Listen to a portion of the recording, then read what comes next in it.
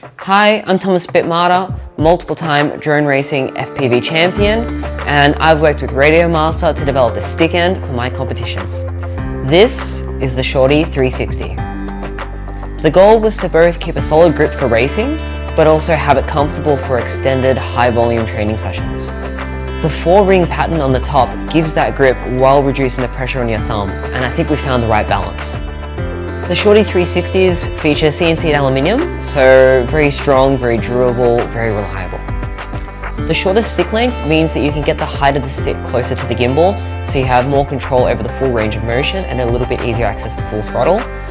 Being also that it has an M4 thread, you can install this straight onto your TX16 no dramas at all. In the air, it delivers consistent, precise control.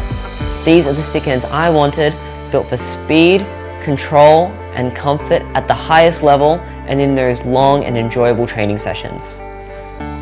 Shorty360s, available now.